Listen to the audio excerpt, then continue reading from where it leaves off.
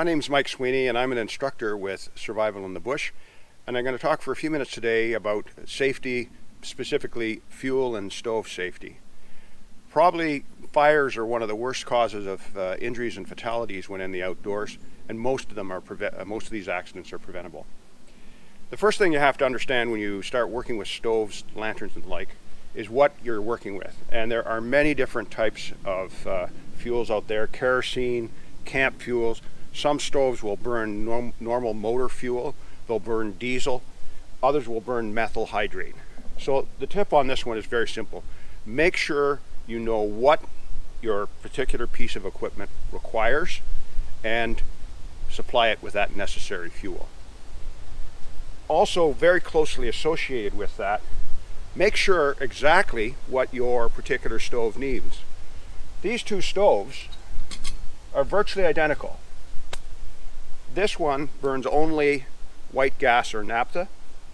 This one will also burn kerosene. Read the instructions, and whenever you go to the woods, review them prior to getting out there. You'll also find that there are a variety of different designs, and some of them are those like these with integral fuel tanks. Others have separate fuel bottles. Even if you have these ones with its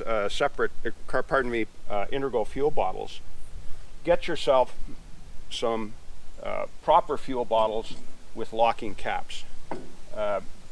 These types of stoves, they're very reliable when they're burning. However, from experience, they've just got too many levers, too many valves, and so forth to guarantee that you'll always get a perfect seal. So what you'll want is to drain these stoves using a proper funnel into a good quality fuel bottle. When you go for the fuel bottle, get one with a locking cap. That way it can't be knocked off. Some of them have these very nice ones. Optimus uses one with a slot in the top. Once that's screwed on, the only way to get it off is with a quarter. So it's another good safety method. Some of the stoves, like this MSR, come with a pump that actually screws into the fuel bottle. Now, the manufacturer says that you can leave that on when you're transporting it. In most cases, I would agree with the manufacturer. However, it's just inherently safer if you take that pump out and put a fuel cap on. Without the valve, without the pump, you can't have a leak. So it's far, far safer. In terms of equipment, you don't often think of it. Matches are actually a very elementary piece of equipment. They are highly preferred over lighters. Lighters, you have to get right into the bowl of the stove to get it going, where you can light a match and you can actually put it in the bowl and then turn the fuel on. A far safer situation.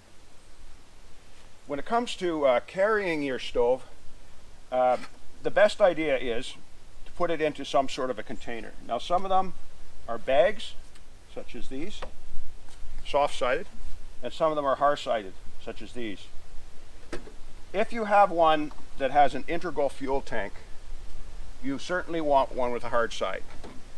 Even with a soft-sided case, it's possible when packing it to move it to actually nudge a fuel valve and you can get leakage. So I much prefer one of these. Safer still, as I said earlier, drain that fuel tank. When you're on the trail or in your canoe, where do you pack your fuel? The best spot is on the outside of your pack. And that's because if you do get a leak, you're going to release the fumes outwards and you're not going to get a concentration inside. You should never put fuel inside of a sealed pack like a airtight canoe pack, because if there is a leak, it can build up a dangerous concentration of air and fuel in there.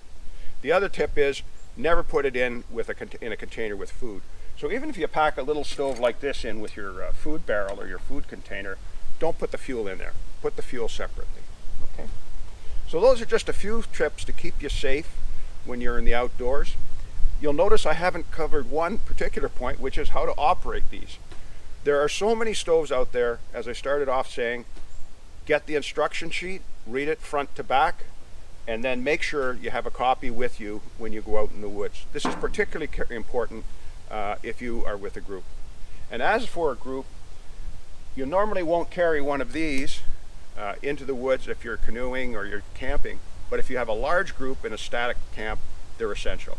A B or C fire extinguisher. That's the only safe way to put these things out other than leaving them to burn out. Okay? So I'm just going to take a short walk down the trail, and then we'll just have one final look at how you want to lay your campsite out so it's fire safe.